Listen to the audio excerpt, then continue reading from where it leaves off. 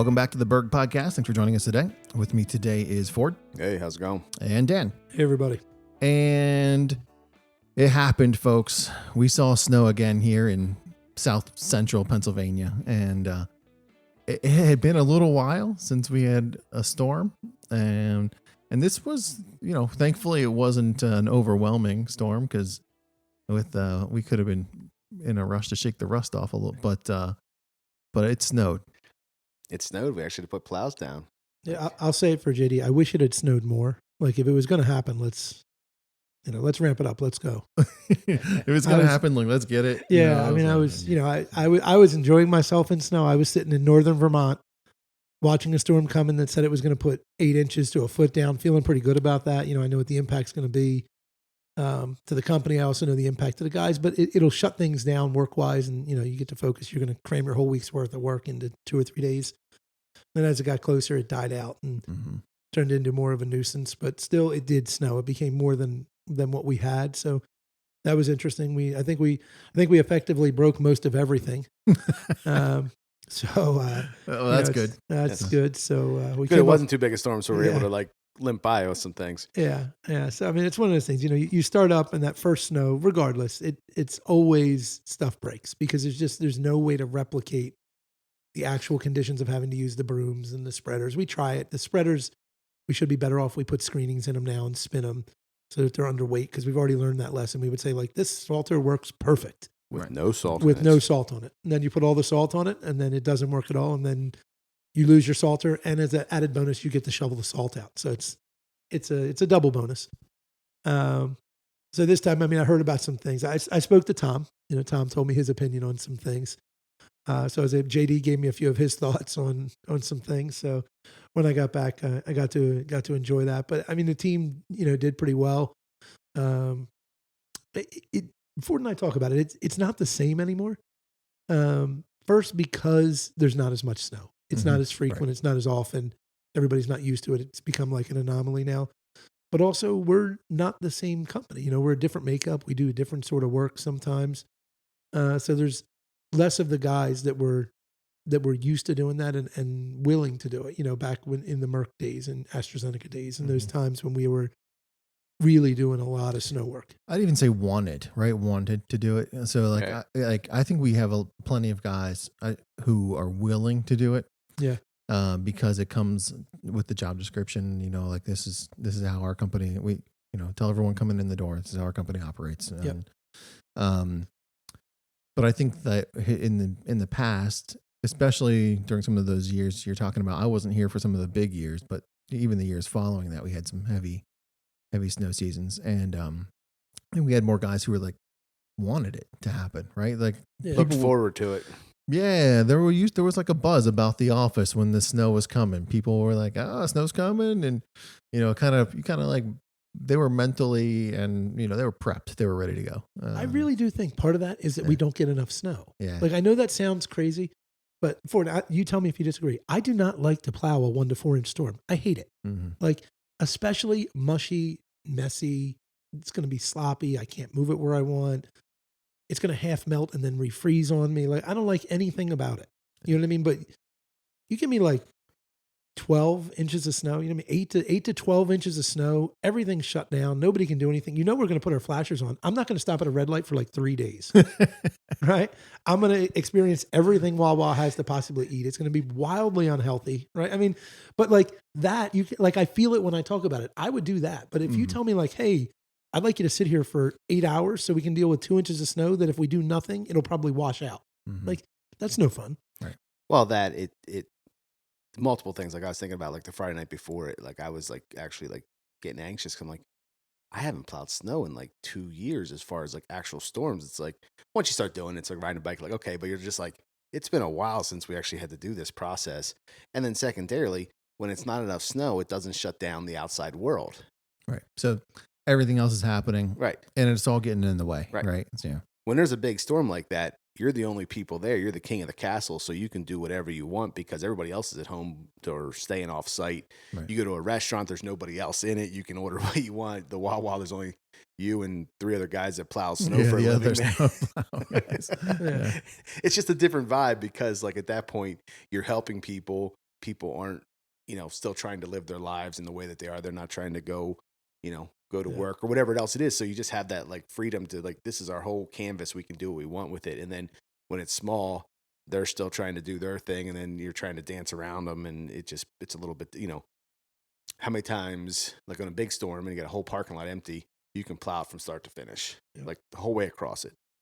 Then when it's like these small storms, people are parking all over the place. So you're kind of like zigzagging through them, and then you're hoping they leave so you can go back and clean that spot, but then you got to re-clean everything else because of it. So it creates a different element to what it is. But I guess with, climate change, this is what we have come to. This is what we got now. This is what we get. Yeah.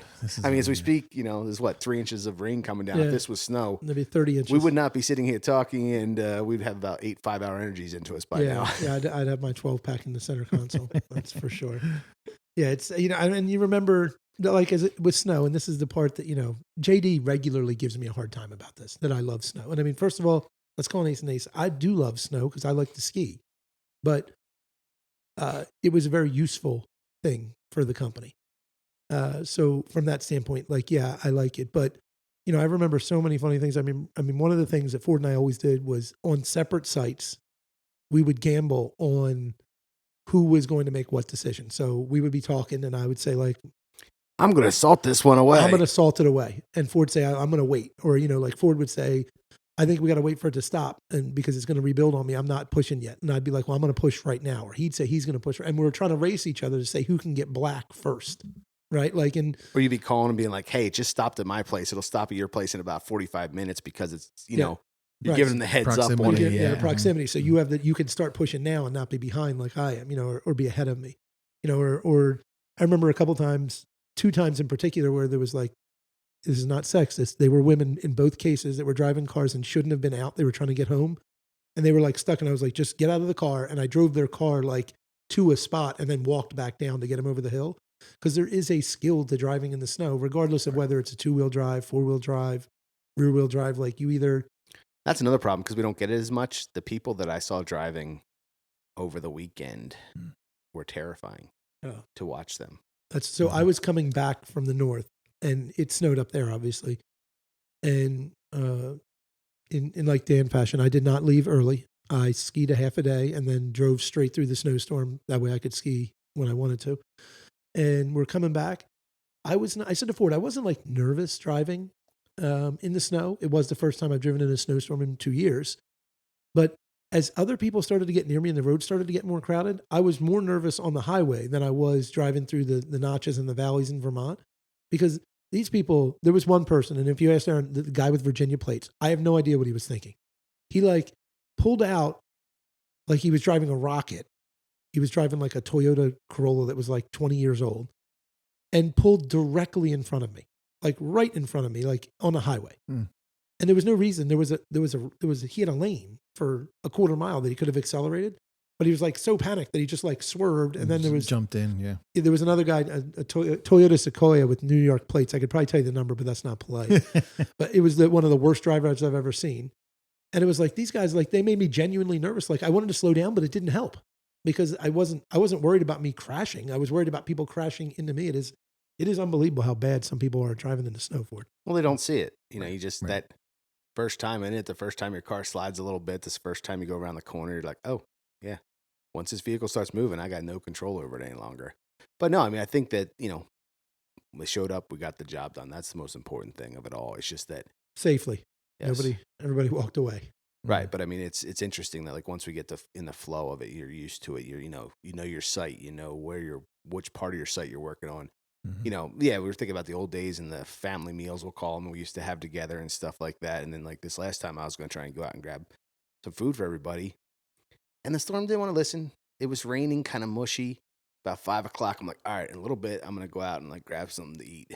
And then it started snowing again. And then once it did that, like 5 to 7, it was like, all right, we might as well just finish because we're not stopping now. Yeah, JD and Tom both told me at separate sites that they left to get something to eat at about that time.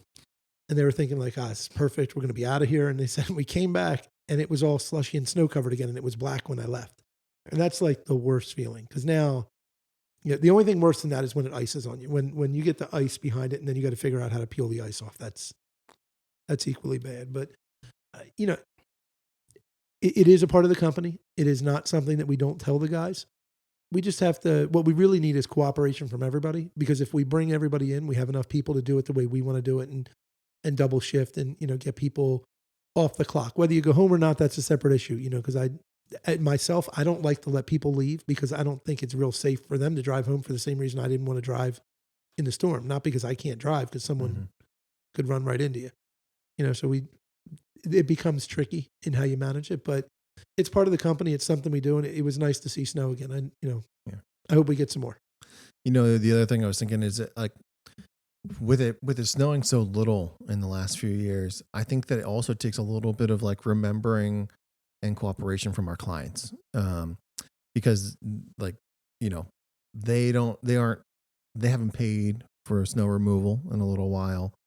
There is a cadence to it. There is a lot of safety aspect to it, and it can't always go like the way they'd like to see it. It has to kind of sometimes go the way it needs to get done, and that's tough too. Kind of like reintroducing that, I think.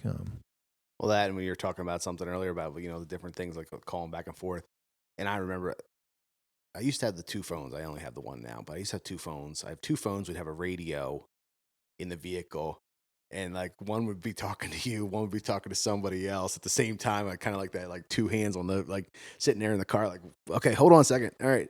Then the radio would be going off with somebody else calling, and you're just like, all right, okay. All right, we gotta make a plan now. Yeah, we get further and further away from Merck. I don't know if there will ever be a time that was more like fun in a really messed up way. You know what I mean? Like fun in how you remember, challenging. Very good for team building. Great for that's exactly what I mean. Like the bonds that were built out of that, are really strong, because it was such a stressful time, But I feel like the further we get away from it, I remember it, and I know it, but it's not the same in my memory as it was. And well, it's revisionist history, so of course now it's like, oh yeah, that in the middle of it was like, I was telling one of the new guys, about that year, and he was just like eyes wide open. He's like, I was like, yeah, I didn't go home for 9 days. He's like, what do you mean you didn't go? I was like, I didn't leave the job site for 9 days straight. Yeah. Literally, my wife had to show up and tell me I had to go to the local hotel to take a couple hours sleep because I was calling her, and she said I wasn't just gibbering on. Like that was what that was, and now that's no longer safe and appropriate. But that was like, we had to get the work done, and we just got it done. That's how it worked. Yeah.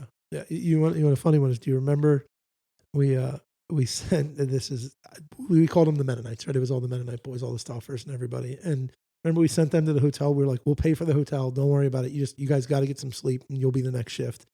So we drive to this hotel. We pull in. I think it might be me and you driving, two separate trucks, both with plows. And we cleared just enough of the parking lot that all of us could park, that we cleared the spots for ourselves, and just like made a mess. And, not terrible mess, but like just clean the spot. I clean the spots. I don't care. It's not my job to plow the thing. We send the guys in, and Ford and I went back, and we're supposed to see them like 6 hours later, and they showed up like, I don't know, an hour later. We're like, what are you guys doing?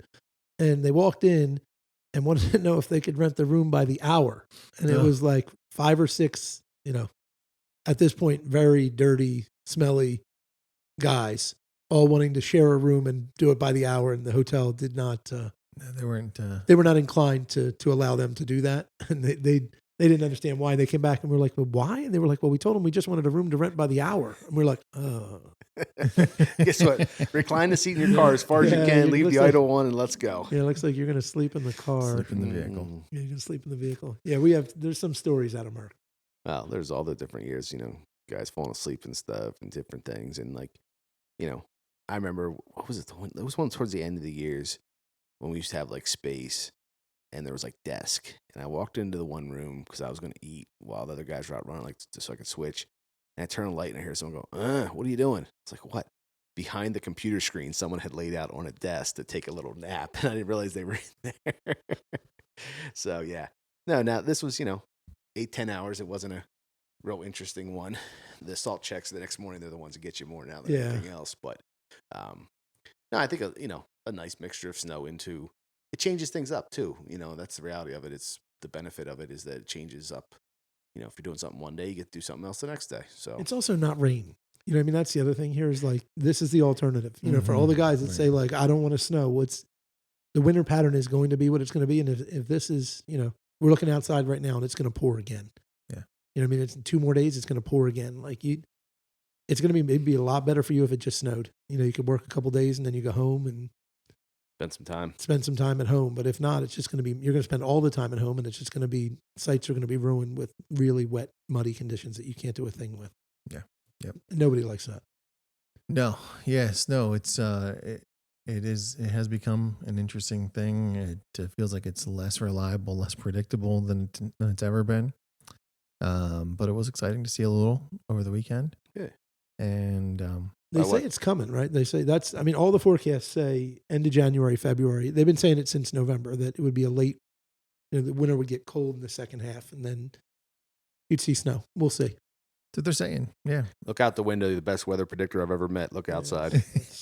I mean, I think I did hear something like a prediction for our area, something like 20 inches of snowfall which used to be standard this winter, right? Yeah. And but we if got ways to go. If we get it like, you know, 2 big storms versus 1 inch, 2 inches at a time, it will be kind of miserable. If we get a couple of decent storms. Yeah, earlier we were getting it a half an inch at a time. Yeah. It's a lot of occurrences. That's a lot of occurrences to get to 20. Yeah, exactly. So, well, it snowed and it was worth talking about. So thanks for joining us today, folks. We hope you got something from this, and we'll catch you again soon on another episode.